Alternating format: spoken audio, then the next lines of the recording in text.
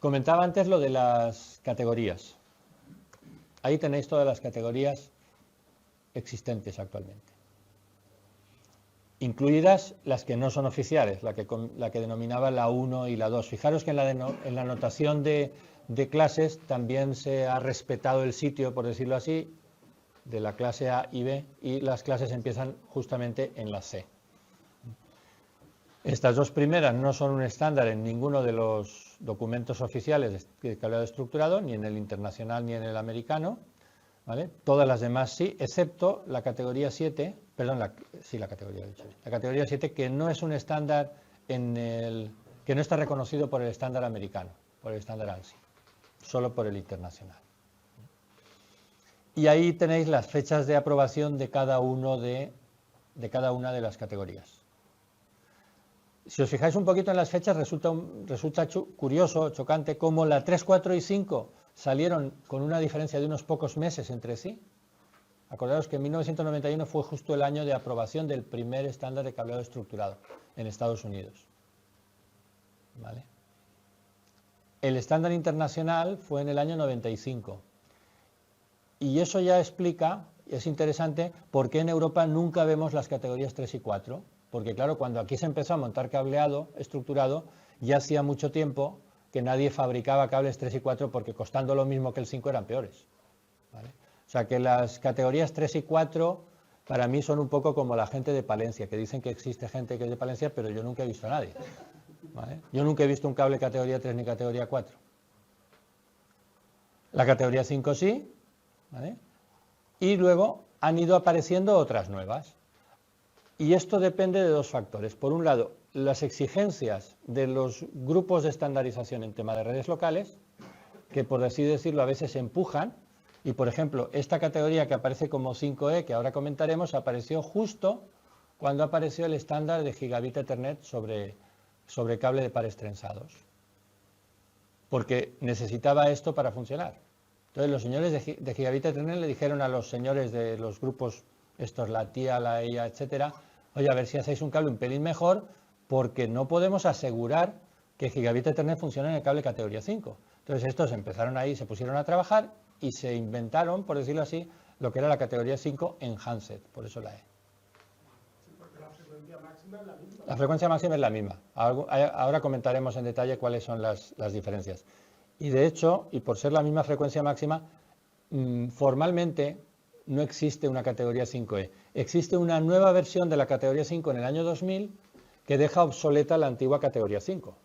Pero como durante un tiempo coexistían cables categoría 5 pre-2000 y post-2000, la gente para aclararse pues habla, y todavía lo sigue haciendo, de categoría 5E. Pero a nivel oficial el estándar es categoría 5, sin la letra de detrás, porque reemplazó uno al otro. Aquí, ¿La categoría 4 no tiene un nombre de clase asociado? pues no.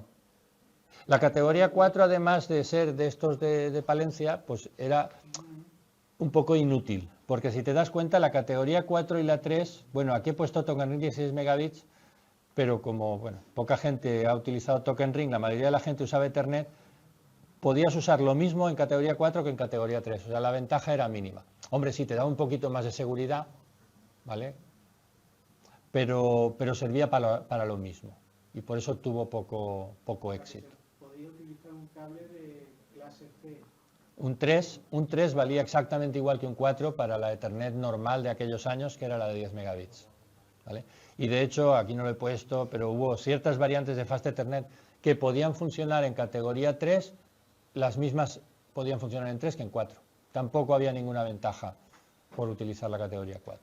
¿Vale? Y como digo, fue una diferencia de meses entre la 3, la 4 y la 5, con lo cual la 3 y la 4, que salieron a la vez, pues sí que tuvieron cierto mercado unos meses en Estados Unidos, y alguna gente que aspiraba a poner cosas mejores puso la 4 en vez de la 3, pero cuando apareció la 5, tan solo unos meses más tarde, ya todo el mundo rápidamente se olvidó de la 3 y la 4. ¿Vale? La 5 evidentemente tuvo larga vida, y la 5E, uno podría pensar, bueno, tuvo una vida corta porque total 2 años después apareció la categoría 6, pero es que a la 6 le ocurre un poco lo que a la 4, es decir, no aporta ventajas en el sentido, o ventajas grandes en el sentido de permitir velocidades mayores, porque permite ir a 10 gigabits, pero con una limitación importante de distancia. En el caso más favorable, 55 metros. Y claro, si tú tienes que estar pendiente de ver qué enlaces de tu edificio no superan 55 metros, pues dices, bueno, pues me olvido y voy a gigabit, que es una velocidad muy aceptable, ¿vale? Entonces la categoría 6 fue un poco provocada porque las mejoras tecnológicas les permitieron a los fabricantes de cables sacar una categoría superior, y así lo hicieron, pero no porque hubiera una petición expresa de los estándares de redes locales. Fijaros que la categoría 6 ya permite o ya es habitual ver cable apantallado, ¿eh? Evidentemente, en las categorías anteriores también se puede poner cable apantallado. No penséis que no existe cable apantallado en categoría 5, pero es muy poco habitual. Mientras que en la categoría 6 sí que ya empezaba a ser más normal verlo. Y aumenta la frecuencia máxima. Luego aparece una variante de 6 que alguien podría ser, bueno, vale, esto será lo mismo que la 5E frente a la 5. No, hay varias diferencias. Evidentemente, la primera es que es una A, no es una E, ¿vale? La A quiere decir aumentada, augmented en inglés. Y la otra diferencia es que la A no elimina la 6. La 6A y la 6 coexisten como si fueran dos categorías distintas. ¿Y por qué no le pusieron en vez del 6A el número 7? Pues no lo sé. Fijaros también que la frecuencia es mayor y que aquí sí que puede ir a 10 gigabits con todas las de la ley, o sea, hasta los 100 metros. ¿Vale? Esta es la primera que puede ir a 10 gigabits 100 metros. ¿Qué pasa con las categorías 7 y 7A? Que como veis aquí varían en la frecuencia máxima. Pues de nuevo lo mismo que pasaba con la 4, que no aportan, aquí sí claramente no aportan nada nuevo.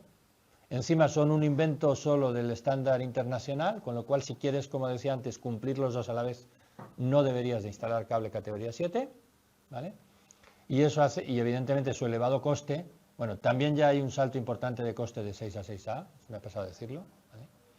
De 5E a 6 hay poca diferencia, hoy en día ya mucha gente monta el 6 en vez del 5E, pero del 6 al 6A hay grande y del 6A al 7 también, ¿vale? Y luego ya, por último, como veis son estándares muy recientes, los estándares 8.1 y 8.2, que aumentan la frecuencia máxima. ¿Vale?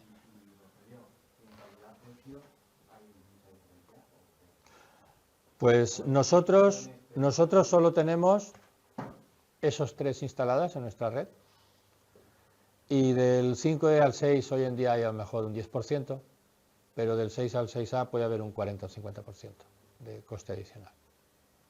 ¿Vale? Claro, entonces dices, bueno, 10%, pero no gano nada o casi nada, porque al final voy a estar pillado, voy a tener que ver a qué puntos del edificio puedo llegar si uso 10 gigabit Ethernet. Pues sí, es un tema complicado. ¿Vale? Sí, ahora lo vemos. ¿Vale? Bueno, esto es un poco lo que he comentado, pero más en detalle. Las categorías 1 y 2 no son oficiales, las 3 y 4 aparecieron muy poco tiempo, estrictamente unos meses, y en Europa no se han visto. La 5 ya era válida para Fast Ethernet, eso era su objetivo de diseño, ¿vale? Y por eso llega hasta 100 MHz. Cuando hablemos luego de cómo se relaciona la velocidad de los datos con la frecuencia de las señales, veremos que en Fast Ethernet se está por debajo de esos 100 MHz. Y bueno, pues nada, como todas las categorías, pues os podéis imaginar que hay unos requerimientos mínimos o máximos, depende del caso, de atenuación y de next para cada una de las categorías. Aquí tenéis un ejemplo, ¿eh? Este es un cable categoría 5, habría que añadir pre-año 2000, o sea, 5 de los antiguos, de los anteriores al Fast Ethernet. De hecho, es el que nosotros, este cable en concreto es el que montábamos nosotros al principio de tener cableado estructurado, antes de llegar el 5 en Hansen. Creo que os hablé el otro día de él, es un cable de Nokia y el fabricante aquí nos da los tres parámetros principales, el next, la atenuación y el ACR. Nos los da para una serie de frecuencias hasta 300 MHz, cuando resulta que el estándar categoría 5 solo llega hasta 100.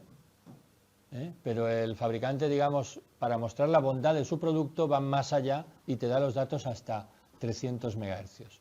Y además te los da comparando el valor del estándar con el valor suyo. obviamente en la columna que da valores del estándar, llega solo hasta lo que llega el estándar, 100. Fijaros tanto aquí como aquí como aquí, por encima de 100 no hay valores.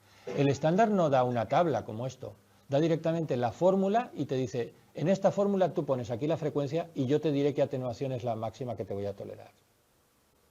¿Vale? Y tú tienes que cumplir la fórmula en todo el rango de frecuencias, pero para que lo veamos más fácilmente, pues la gente a menudo utiliza esta versión tabular. Pero estrictamente lo que el estándar fija es la gráfica que veíamos el otro día, si os acordáis. Es el barrido en todo el rango de frecuencias.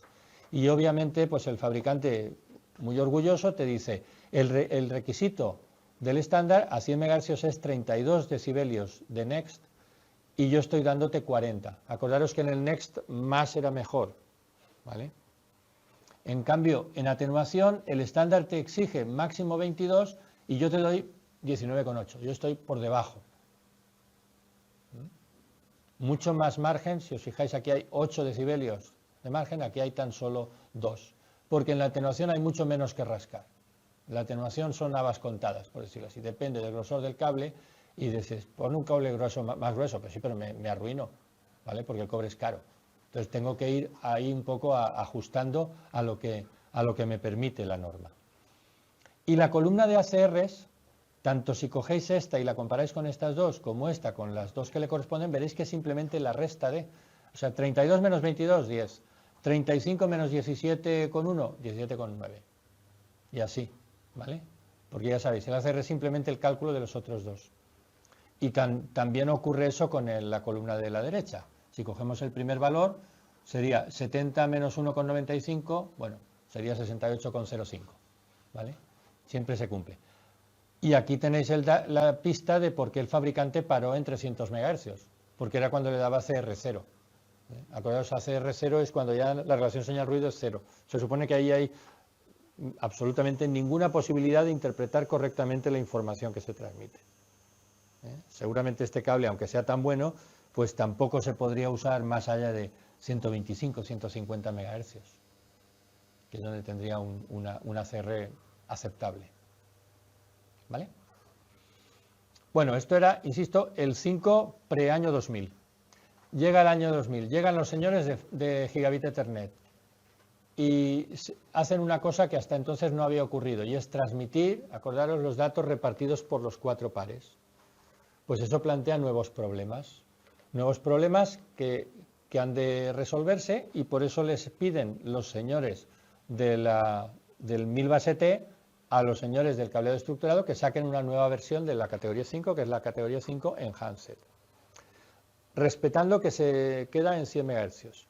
La finalidad de esto no es que se instale todo nuevo cableado con 5E, sino que el cableado que había exista una nueva prueba para comprobar que va a funcionar con 1000 base T.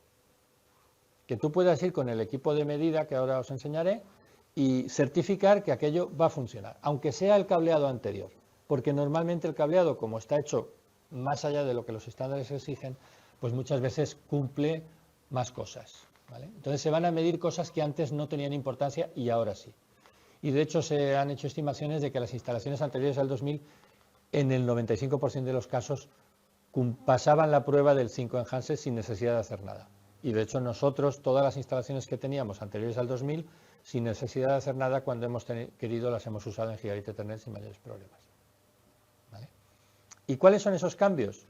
Pues el más evidente es la diferencia en la longitud de los 4 pares. Acordaros que os dije, los 4 pares no tienen la misma densidad de trenzado, para evitar que caigan, por así decirlo, en sincronismo 2 pares entre sí, con las vueltas iguales todo el camino, y entonces tengan más riesgo de interferencia electromagnética entre ellos, más diafonía, ¿vale? Entonces la densidad de trenzado es diferente en cada par, y eso afecta la longitud total de cada par. O sea, los 4 pares no son igual de largos. Tú coges un latiguillo de 10 metros y pones el aparato de medida y te dice la longitud de cada uno de los 4 pares y no es la misma. Eso en Fast Ethernet no tenía importancia, porque tú solo usabas un par para transmitir y otro para recibir. Que tuvieran diferente longitud no te afectaba. Pero cuando estás en Gigabit Ethernet usando en paralelo los 4, corres el riesgo de que los bits que mandas por el primero lleguen más tarde que los que mandas por el segundo. Y tú esperas que lleguen antes. Entonces eso es un problema. Y eso había que poner unas cotas máximas. Antes no las había, en 5 enhanced las hay. ¿Vale? Es lo que se llama la diferencia en el retardo de propagación de la señal, de la onda electromagnética. ¿Vale? Tiene que hacer su viaje hasta el destino y se va a tolerar una diferencia máxima, según la norma, de 50 nanosegundos en tiempo, que si lo traduces a metros, por la velocidad de la onda electromagnética, lo que comentábamos antes, equivale a 10 metros. Un 10%.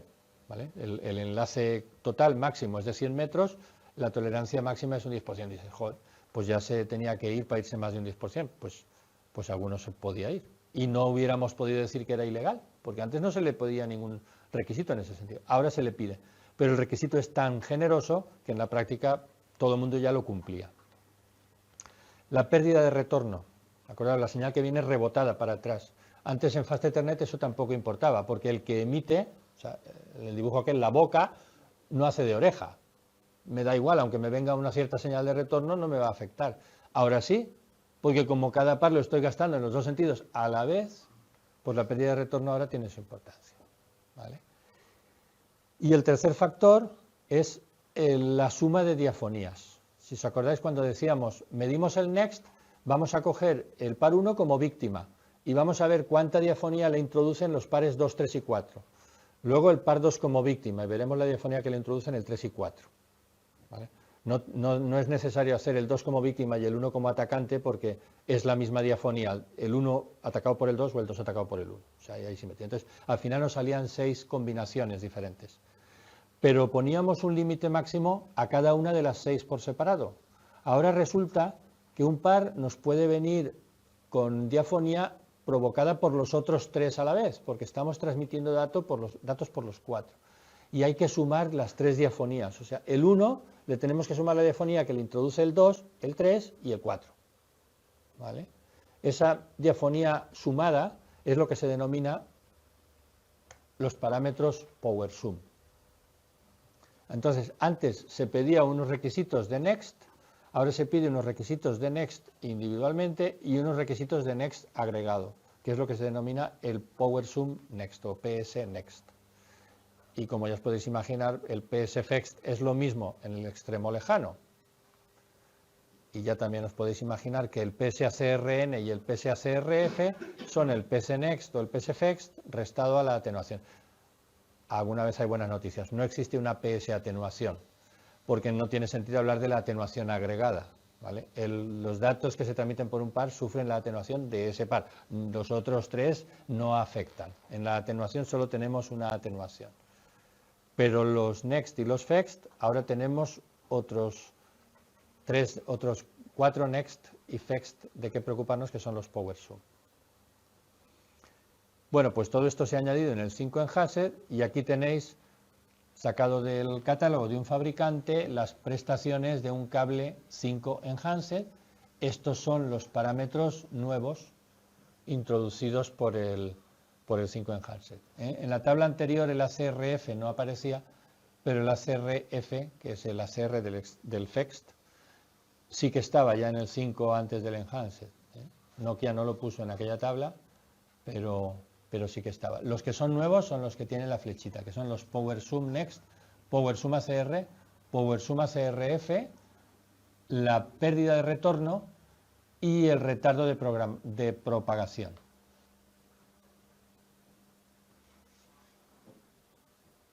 ¿Vale?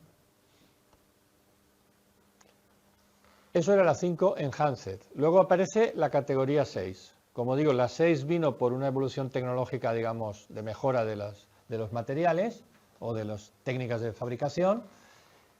Y luego apareció la 6A, provocada por el requerimiento de tener un cable que funcionara sin restricciones para 10 gigabit Ethernet. Entonces, la categoría 6 llega hasta 250 MHz y luego la categoría 6 aumentada llega hasta 500 MHz.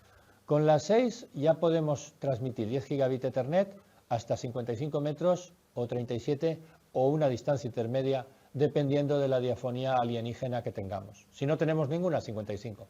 Si tenemos la máxima, 37. Y si tenemos algo entre medio, pues entre media. ¿Vale?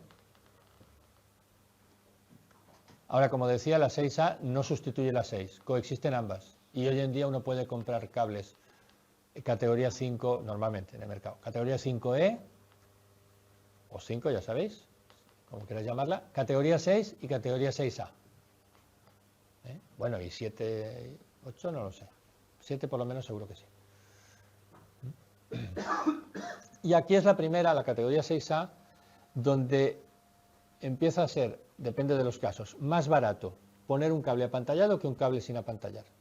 Antes de la 6A, el tema del apantallamiento en el cable de pares trenzados es casi una religión. Hay gente que lo debate con mucho acaloramiento y es partidaria de una cosa o de la contraria, y hay argumentos a favor de una cosa y de la contraria, ¿vale? Pero generalmente el cable apantallado es mejor, lo que pasa es que es más caro. En la 6A ya no se cumple siempre esa regla, porque resulta que ya la diafonía alien es tan grande o es tan importante a 10 gigabits Ethernet cuando son en grandes distancias, que si te empeñas en no poner apantallamiento, al final el cable tiene que tener mucho diámetro, porque la única forma de asegurarte que no te van a interferir los cables próximos es mantener tu barrera de seguridad a tu alrededor con un recubrimiento mucho más gordo, ¿vale? Y eso se nota. Ahora os pasaré unos latiguillos de 6A apantallado y sin apantallar y notaréis claramente la diferencia de diámetro. Aquí lo tenéis gráficamente. Esto sería un cable categoría 5, con el normal, vamos, que todos tendremos en casa. A lo mejor algunos tenéis categoría 6, ¿vale? De 5 milímetros de diámetro es lo normal. El categoría 6 es un pelín más grueso, 6 milímetros. Y ya incorpora, fijaros, esta cruz que aparece aquí es un separador dieléctrico que se coloca entre los cuatro pares para mejorar digamos, la geometría del cable, para hacerlo más resistente a pisotones, bridas demasiado apretadas, etcétera, o dobleces, ¿vale? Entonces, para asegurar un poco más que los cables siguen estando bien, aunque los maltrates, ponen este separador de plástico dentro. Todos los cables categoría 6 lo tienen. Un categoría 6A con apantallamiento de hoja de aluminio global e individual tiene un diámetro de 7 milímetros. Seguimos digamos, la pauta de 1 milímetro más cada escalón. Pues un cable categoría 6A no apantallado tiene un diámetro de 9 milímetros. Tiene el mismo separador que tenía este, ¿vale? Pero además tiene unos separadores en la cubierta exterior para asegurar un mínimo de distancia respecto a los cables próximos, para reducir el efecto del alien, de la diafonía alien. Ahora os paso para que los veáis.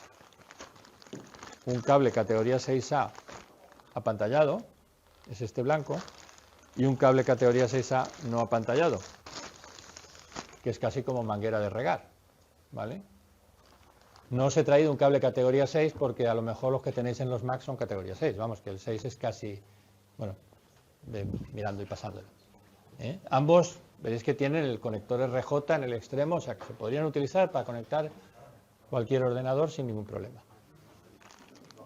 ¿Se mejora algo trenzando los pares trenzados?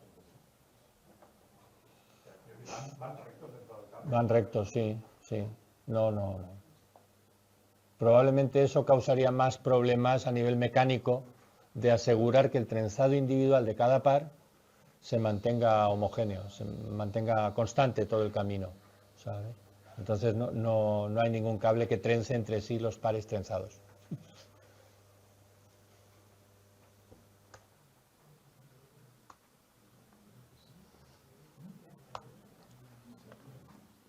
Bueno, la categoría 7, como he comentado, no está reconocida por los estándares americanos, entonces tiene poco interés por eso y porque, como decía antes, no aporta nada. O sea, no hay nada que no vaya en la categoría 6A y que sí vaya en la categoría 7.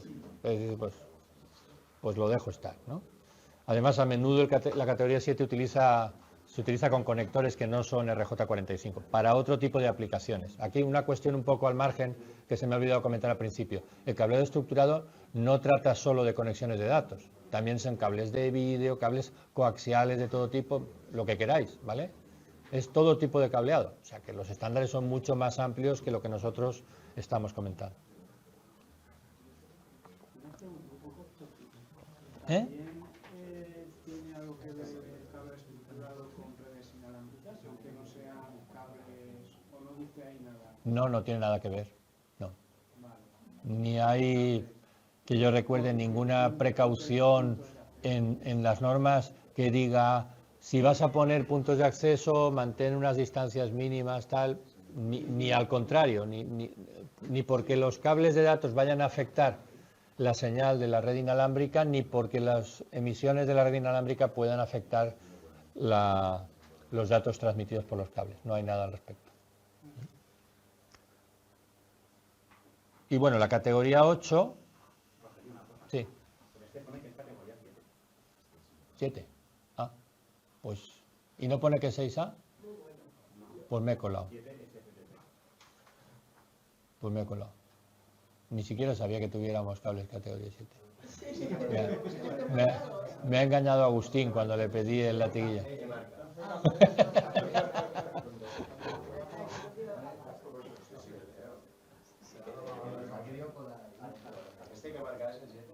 No lo sé, no lo pone ahí, yo no.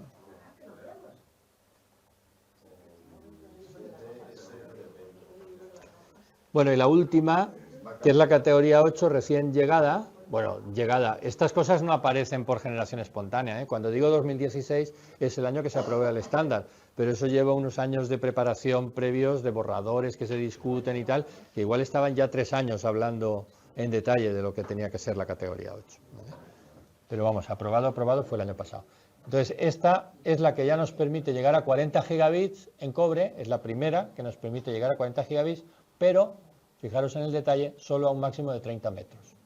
O sea, aquí ya, por decirlo así, los señores del cable UTP o del cable TP tiran la toalla en el sentido de decir, vale, renunciamos a cumplir el requisito habitual de los 100 metros. ¿Vale? Vamos a ver hasta dónde podemos llegar. Y con 40 gigabits de Ethernet pues se han quedado en bastante poco, en 30 metros. Ahora bien, pues eso es para cubrir zonas de sala de máquinas. Se supone que es para servidores de muy altas prestaciones y si quieres llegar más lejos, pues tendrás que recurrir a la fibra óptica. ¿Vale? En esta diapositiva os he puesto, a título de curiosidad, cuál es la atenuación a una frecuencia común, y por supuesto si es común tiene que ser 100 MHz porque la categoría 5 no va más allá, la atenuación de las diferentes categorías de cable, para que veáis qué poca es la mejora que se va consiguiendo con categorías superiores.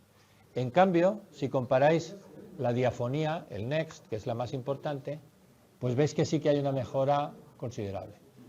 Dicho de otro modo, hoy en día la única posibilidad de mejorar las condiciones del cobre es mejorando las técnicas de fabricación en esas cuestiones relativas a la geometría y demás. ¿Vale?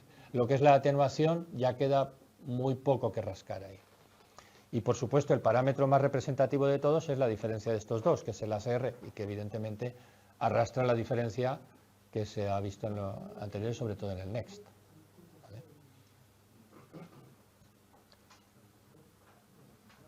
¿Y por qué sale la categoría 8 con una limitación tan severa de distancia? Porque hay estudios estadísticos que muestran que hay una parte importante de las instalaciones, o sea, de los equipos, que estaría accesible con distancias máximas de 30 metros.